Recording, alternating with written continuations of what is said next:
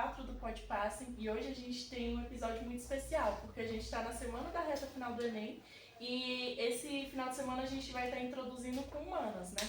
E a gente trouxe uma professora muito especial, que é a professora Andréa, que é formada em língua portuguesa, e ela dá aula aqui no nosso colégio e a gente trouxe ela para a gente ter, né, um diálogo. Olá pessoal, tudo bem? Meu nome é Andréa, trabalho com a disciplina de língua portuguesa, como já foi dito.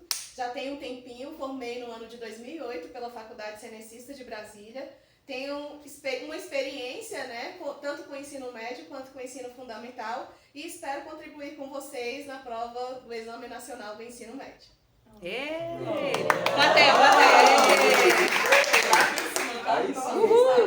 Professora, para começar, a gente queria saber um pouquinho sobre a sua trajetória, sua carreira. Pode nos contar um pouquinho sobre esse processo? Então, a gente começa, né, a desenhar a nossa profissão desde a infância.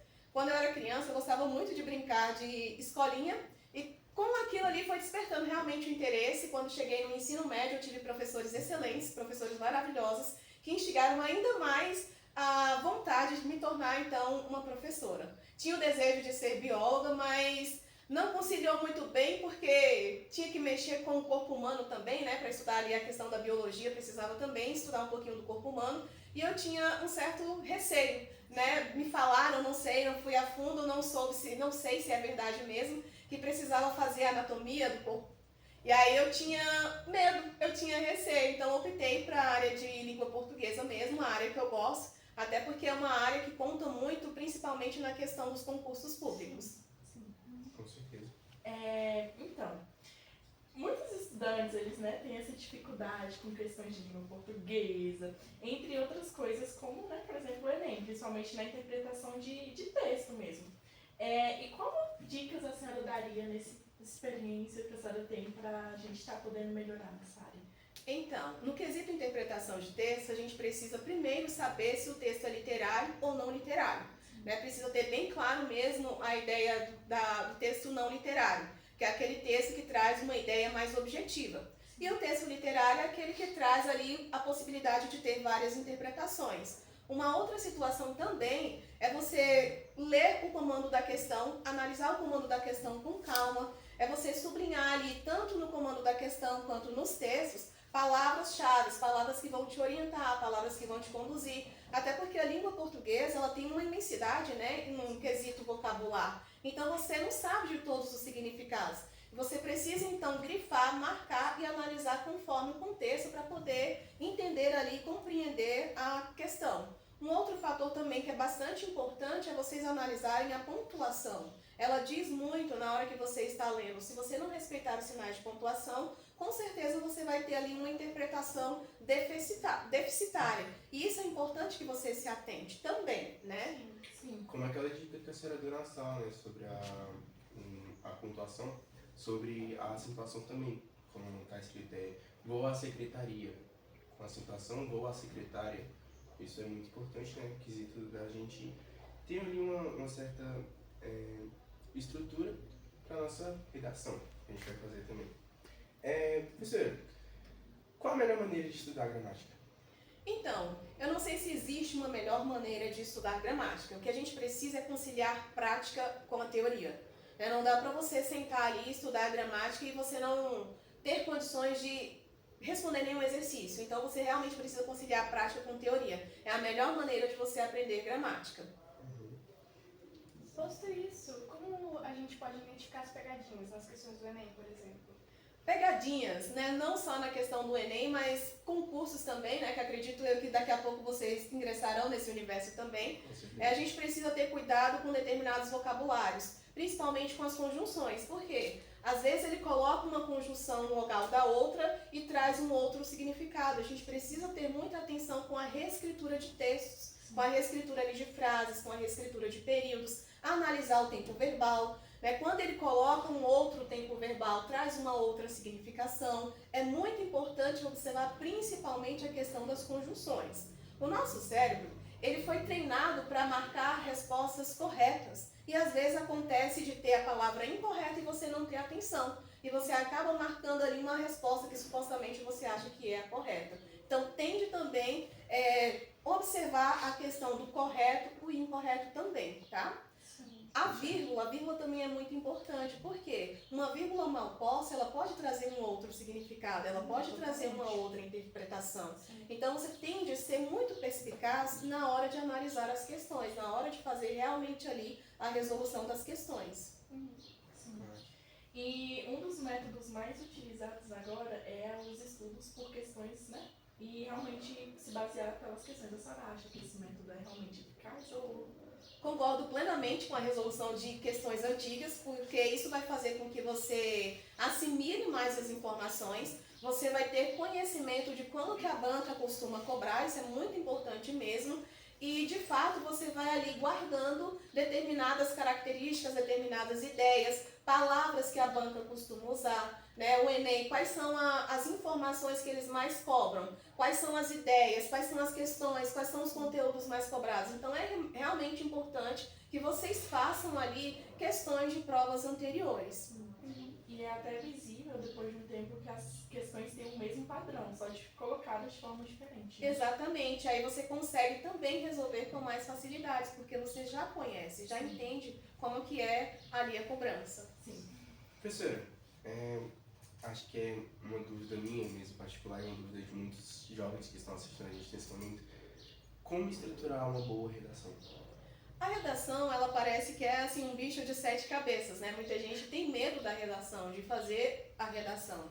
Mas a primeira coisa que eu digo a vocês é o seguinte, antes mesmo de você começar a produzir a redação, você precisa saber ali quais são as competências que são cobradas pelo Enem. Porque não adianta você ali ter, entre aspas, um certo domínio do conteúdo se você não consegue ter a aplicabilidade das competências. Então você precisa entender ali um pouquinho da ortografia, da acentuação, da estrutura ali sintática, como que você vai formar o seu período, como é que você vai conduzir o seu período. A translineação, que é um fator de suma relevância para você fazer ali a sua escrita. Tem gente que não consegue, nem sabe o que é a translineação, né? Que é a separação ali silábica correta. Às vezes você acaba cometendo erro, cometendo determinados deslizes, porque você não consegue fazer uma translineação de uma forma clara, de uma forma concisa, de uma forma coerente. Uma das primeiras informações. Outra é você escrever ali períodos curtos e respeitar a pontuação, porque se você escreve períodos longos demais, quem está lendo a sua redação não vai conseguir compreender. Você vai acabar transferindo, passando uma informação que na verdade não queria, justamente porque houve defasagem ali na pontuação. Vocabulários. A banca ela não está preocupada se você sabe ali um português exímio, um português complexo. Ela quer que você escreva de maneira clara, de uma maneira objetiva, de uma maneira concisa, de uma maneira coerente. E uma questão que os candidatos costumam cometer bastante é escrever palavras de maneira, às vezes, aleatória, de maneira solta, sem ter ali um encadeamento, sem ter uma sequência. Se você não sabe um determinado significado de palavras, procure então um sinônimo. É muito mais fácil você colocar um sinônimo do que colocar uma palavra que você não sabe a grafia correta. Isso ali vai prejudicar a sua produção textual. Colocar ali citações, né? Para isso você tem que também conhecer. Não dá para você citar um sociólogo e colocar uma frase de um filósofo. Né? Você vai entrar em contradição, você vai entrar em conflito. Então, quando você for escrever, tenha certeza do que você está falando, tenha certeza de quem você está citando. É muito importante você apresentar um repertório cultural, porque senão a sua redação ela vai ficar superficial, a sua redação ela vai ficar rasa.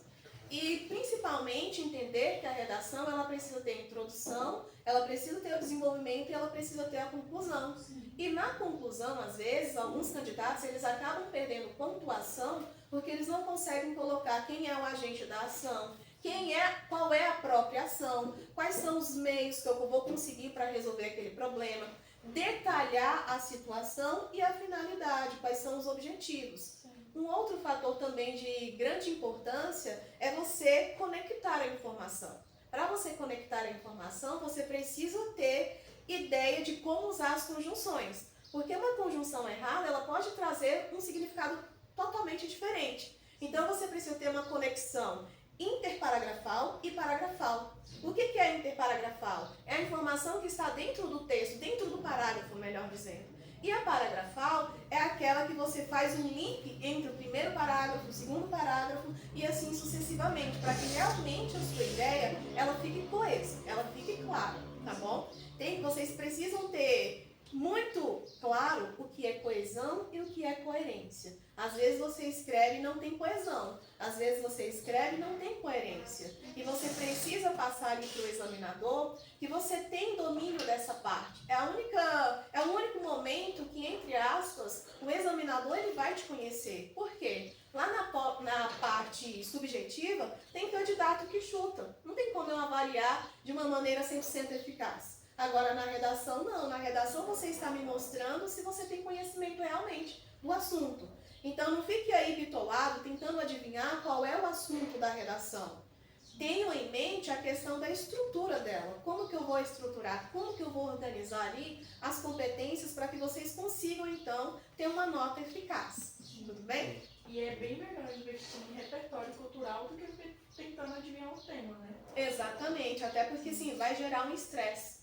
Eu costumo dizer que a banca ela é uma caixinha de surpresa.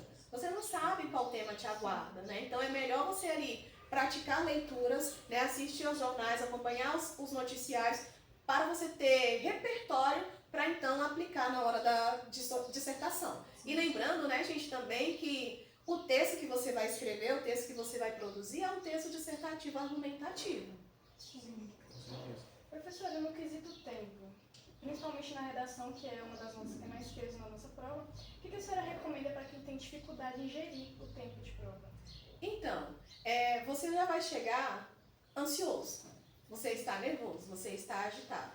Né? Então, se você começar, uma dica que eu dou é a seguinte: se você começar pela prova, talvez você não consiga desenvolver muito bem a sua redação, porque a sua mente já vai estar cansada. Eu aconselho o seguinte: chegou, dá uma olhadinha no caderno de prova, olhou o tema da redação, respira, faça ali o processo de respiração, respire 3 vezes mesmo, para que possa também oxigenar ali a sua mente, o seu cérebro, ok? Olhou o tema, mantenha calma, mantenha a respiração, beba água, é muito importante você beber água, ok? No desenvolvimento da prova mesmo, não só na redação, mas todo o desenrolar da execução mesmo, é importante que você beba água. Começou então ali, marque, porque vai ter, até no quadro mesmo, vai ter especificando o tempo que vocês estão gastando. Tem alguém que vai estar conduzindo. Para a redação, eu aconselho você gastar em torno de 45, 60 minutos no máximo, porque senão você não vai conseguir resolver as outras questões. A avaliação ela é constituída de questões fáceis, médias e difíceis, e talvez muito difíceis. Então você precisa gerar realmente muito bem a questão do tempo, né? Você precisa, gerir muito bem a questão do tempo. Porque se você demorar cerca de 1h30, 2 horas, você não vai dar conta de responder as outras questões. Aí vai acontecer o quê? Chutar. E se você começar pelas questões, vai chegar um momento também que a sua mente vai estar cansada. E você vai fazer o quê? Escrever qualquer coisa. Você já não vai conseguir organizar muito bem a sua mente. Então, eu aconselho começar realmente pela dissertação. Sim. E com isso, eu queria perguntar para a senhora, quais são os erros mais comuns que a senhora vê assim, nas redações, que sempre acontece? Erros mais comuns, falei há pouco, né, que é a questão da translineação, não conseguem fazer uma translineação correta, a pontuação. Tem gente que faz um período muito longo e não coloca ponto final, não coloca vírgula. A vírgula, como dito há pouco, ela pode te dar uma interpretação errônea, então você precisa ter cuidado de quando usar a vírgula, de quando aplicar principalmente esses 2 sinais de pontuação, ponto final e a vírgula. Você precisa ter muito cuidado mesmo, para você acabar não confundindo ali quem está lendo, né, a sua redação. Termos generalizadores. Não é bom você colocar ali sempre, nunca, porque dentro daquele grupo ali que você está citando, tem alguém que sobressai, tem alguém que é diferenciado. Então não é bom você colocar esses termos generalizadores, ok? Informações ali vagas, informações dúbias. Você precisa ter cuidado com a semântica, porque dependendo da frase como você produzir, ela vai trazer duplo significado, e isso é extremamente importante. Mas eu queria dizer isso, mas o examinador na hora ele não vai ficar preocupado com isso. Ele vai se ater ao que você escreveu, ele vai se ater ao que você colocou ali. na avaliação, tá bom? Andréia, uma coisa que eu acho legal e que é importante falar na hora que você estava passando essas informações bem importantes, é que é importante que o aluno leia o que ele escreveu. Acontece muito, foi o que você acabou de falar, o examinador ele não vai imaginar como você está imaginando, ele vai só corrigir de forma técnica e ele não vai pensar, ela pensou isso, ela quis dizer isso, não tem como. Então, para isso, nós precisamos fazer o quê? A leitura do parágrafo que foi feito, elaborado. E outra coisa, a acentuação é aquele respiro. Quando você, pontuação, perdão. A pontuação é o respiro. Porque se você faz um parágrafo, como a professora acabou de colocar, enorme, ali, enorme, sem vírgula, sem a pontuação, a pessoa não consegue ler. Ou seja, até o ato de você ler e reler o parágrafo vai te dar a ideia de que se você está acentuando de forma correta, se você está pontuando de forma correta, porque é esse respiro. Você precisa respirar, ler e respirar, e conseguir respirar. E um parágrafo enorme, sem pontuação, você não consegue ler. Né? E ele fica, como você mesmo disse, dúbio, confuso, bacana as informações. E a questão também da água, eu sempre friso isso muito com os estudantes. Você precisa estar hidratado, o seu cérebro ele precisa dessa hidratação para funcionar direito. O seu corpo precisa estar hidratado. Então não é uma quantidade exagerada de água, nem uma quantidade muito pequena. Tem que ser uma quantidade ideal para que você não vá muitas vezes ao banheiro, mas que você esteja hidratado. Né? Isso é bem importante. Só essas observações. A questão da primeira pessoa também costuma-se... Eu costumo analisar algumas redações que a pessoa ela coloca ali, eu acho, eu penso.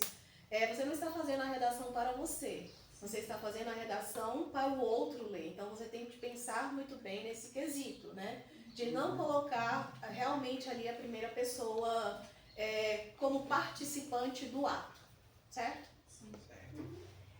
Professora, agora que a gente fez uns questionamentos sobre o Enem, eu queria agora falar com você um pouquinho sobre sua carreira. E para iniciar, quais foram os maiores desafios que você enfrentou ao longo dessa jornada? Então, os maiores desafios encontrados são no quesito estrutura mesmo, né, o prédio escolar. Às vezes a falta de material também não é toda a escola que consegue ofertar material para o professor trabalhar. Tem a questão da defasagem também, alguns alunos apresentam muita dificuldade, principalmente na disciplina de língua portuguesa, por ser uma disciplina que exige muito, é uma disciplina que a gente não deixa de lado, ela acompanha o resto da nossa vida, independente do curso que você escolher, ela estará ali. Então, como dito, algumas pessoas apresentam muita defasagem, e é difícil às vezes a gente iniciar um conteúdo porque a gente precisa retornar lá na base. Até que o aluno consiga compreender para que eu consiga avançar. Sim. E, professora, agora eu vou fazer uma pergunta um pouco polêmica, que é algo sobre... que a gente sempre discute em sala sobre a questão do IA, né, da inteligência artificial. E com as novas tecnologias, a gente vê que está um pouco difícil ver como realmente está o conhecimento do aluno, já que às vezes um questionamento que você faz é algo baseado na IA. E como que tá as novas tecnologias? A senhora acha que isso auxilia ou que atrapalha o ensino? Fã ou hater? Vamos lá. As novas tecnologias, elas auxiliam em parte. Se o aluno ele tiver maturidade, vai conseguir auxiliá-lo. Mas se ele não tiver maturidade, não auxilia. Por quê? Nós sabemos que a inteligência artificial ela te dá muita informação pronta. Mas o aluno, às vezes, ele não tem maturidade para pesquisar se aquela informação de fato procede, se aquela informação ali é verdadeira. E o aluno, muitas das vezes, ele está preocupado em só fazer o trabalho e entregar ali para o professor. E muitos acham que o professor ele não vai ler. Eu converso com vocês e eu falo, eu sei os vocabulários que vocês utilizam. Eu sei quando o aluno ele pega uma redação que foi a inteligência artificial, fez e trouxe para mim. Porque às vezes eu pergunto qual o significado dessa palavra e o aluno não sabe.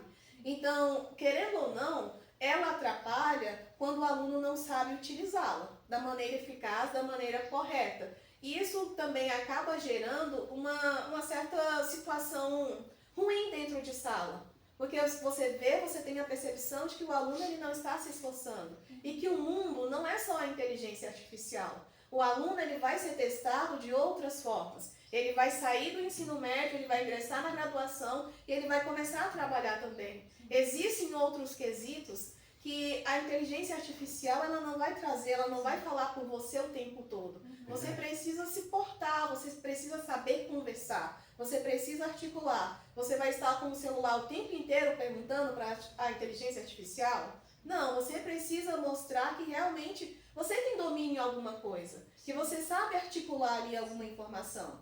Imagine só na sua primeira entrevista de emprego. Como que você vai articular, sendo que você se tornou ali uma pessoa que recebe todas as informações prontas? Como que você vai poder questionar alguém se você tem todas as informações prontas? Cadê o seu poder de persuasão? Cadê o seu poder de convencimento? Você não vai conseguir me convencer se você tem só informações prontas. Você vai se tornar ali uma pessoa que vive no plano das ideias, me desculpa a expressão, mas é isso.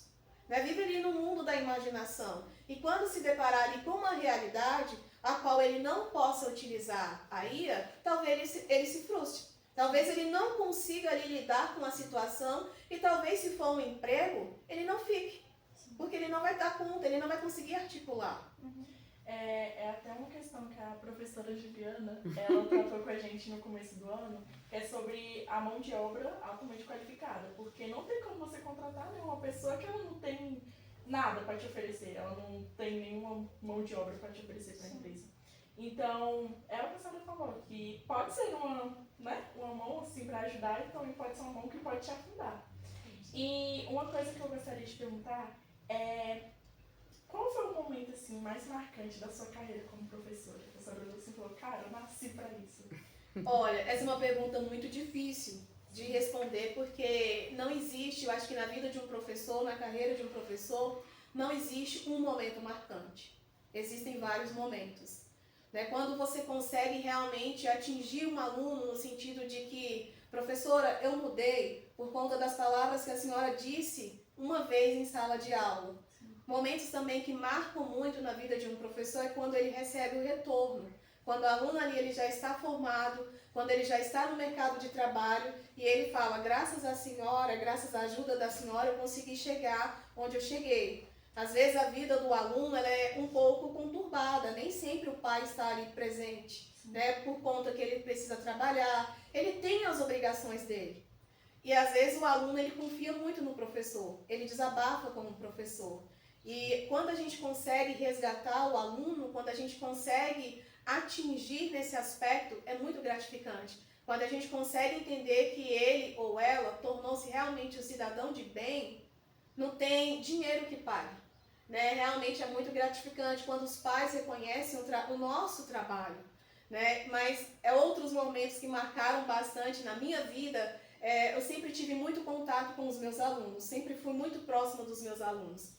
Então eu passei por determinados locais, passei por determinadas escolas, que de fato os pais ali eram próximos a mim. Tanto que eles me chamavam para almoçar, para passar o final de semana. É exagero, mas alguns me viam ali como um membro da família. Tanto que uma situação que me marcou bastante foi de uma aluna que ela completou 15 anos e o pai dela me convidou. Ela tinha me convidado e o pai também me convidou para o aniversário dela. E o pai dela falou assim, professora, eu te escolhi, eu quero que a senhora entregue estas rosas para minha filha. Falei, nossa, mas tem tantas outras pessoas importantes, né, na família, por que não a mãe? Né? Por que não o próprio pai? Eu falei, tudo bem então, já que você me escolheu, eu vou lá, né? E eu me sentia realmente muito gratificada em ver aquela situação, né, de saber que o pai, né, confiou a mim um ato nobre, né, um ato simples, mas nobre. Né, um ato ali que, querendo ou não, teve significado para essa aluna. E hoje, assim, ela se destaca aí no mercado da fisioterapia de uma maneira esplendorosa, de uma maneira realmente maravilhosa. E a gente sabe que houve bastante alterações na forma como a educação foi inserida atualmente. E eu gostaria de perguntar para a senhora, o que a senhora acha que mais mudou assim, na educação da língua portuguesa atualmente? Então, o último acordo que nós tivemos foi em 2009. Nem todo mundo conseguiu se adaptar a essa mudança, né? Principalmente ali no quesito acentuação o uso do hífen, o trema. Tem pessoas que realmente não sabem, né? Até porque é um processo, você não aprende de uma hora para outra. Precisa realmente ali de tempo para que isso coloque em prática. Mas eu sinto muita necessidade também de trabalhar a gramática de uma forma mais aprofundada. Por que de uma forma mais aprofundada? Porque às vezes eu sei que o aluno ele tem defasagem, mas eu não consigo aprofundar tanto.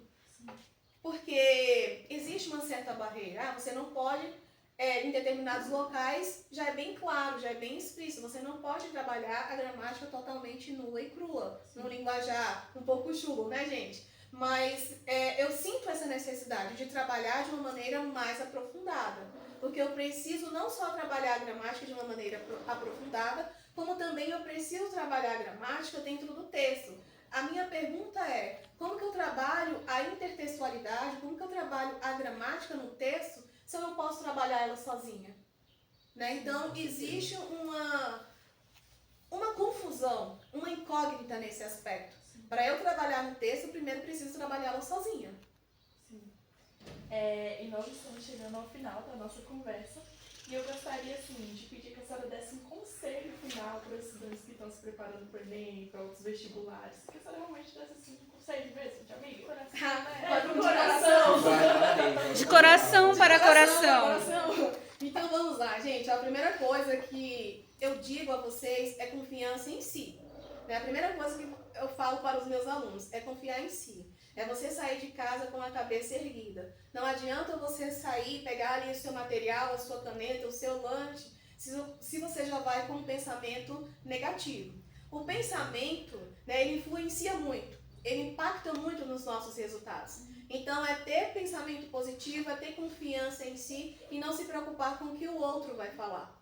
Se você não conseguiu agora, com certeza você tem chance de fazer uma outra vez. Você tem a possibilidade de fazer uma outra vez. Porque você já vai realmente para a prova com o pensamento talvez de que eu tenho que passar porque eu preciso agradar os meus pais.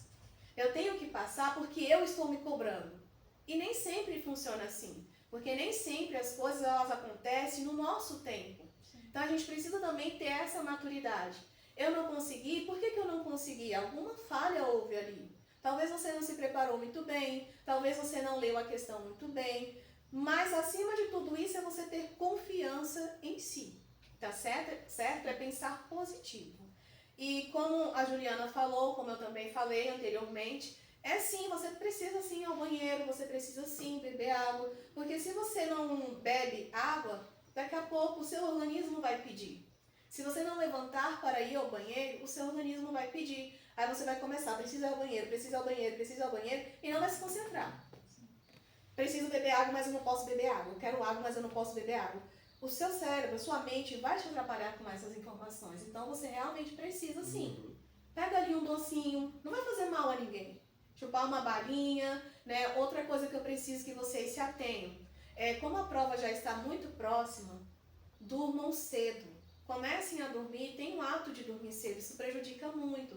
Ter uma alimentação ali saudável. Não é comer coisa pesada para no outro dia passar mal, não, gente. É comer coisa leve, comer uma coisa ali tranquila. Para quem tem o hábito de praticar ali algum esporte, que tem o costume de ir à academia, é manter esse ritmo. Quem não tem esse costume, pelo menos fazer uma caminhadinha. E outra coisa, o que você aprendeu, aprendeu. Não adianta ficar agora enlouquecido querendo aprender tudo, porque vai gerar um estresse maior ainda. Vocês vão ver que vão ter candidatos, que vão ter colegas que vão estar lá no local de prova folheando. Não façam isso. Vai gerar mais ansiedade, vai gerar mais nervoso ainda. Tá certo? E eu espero que vocês se saiam bem. Eu queria agradecer, né, a professora Andréa por tão belas palavras, por tão boas reflexões, por tão boas dicas, né? Então, assim, muito bacana, muito legal. A gente queria agradecer mesmo de coração, Andréa. E que eu deixo uma frase também para vocês, que eu falei no aulão, inclusive, né? No aulão que nós tivemos sábado. Sejam excelentes pessoas, porque excelentes pessoas se tornam excelentes profissionais. Então, antes de tudo, sejam excelentes pessoas. Tá bom? Ó. Beijo pra vocês. Tchau, gente. Obrigada.